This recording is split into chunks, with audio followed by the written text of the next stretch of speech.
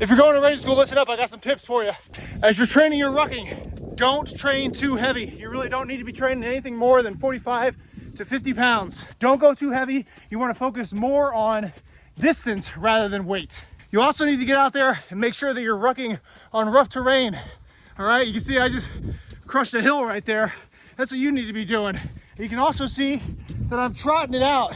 I do this the majority of the time I train on my rucks, and you should be too if you're trying to get ready for ranger school. It's going to dramatically increase your cardiovascular and your muscular endurance. Just make sure you're being careful, all right? It should be a controlled foot plant, okay? Don't be jolting around.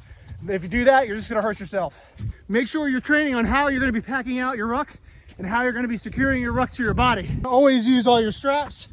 All right, you definitely want to make sure you're doing that, and get used to packing out the ruck with the heavy weight out on the top and your sleep system, your cold weather gear, your poncho, you know, all that fluff stuff, that typically will go down at the bottom of the ruck, okay?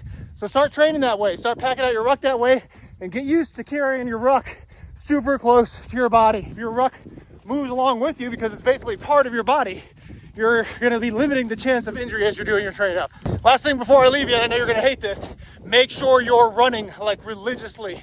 The more you run, the more it's gonna set you up for success when you're out there rucking for days on end in ranger school.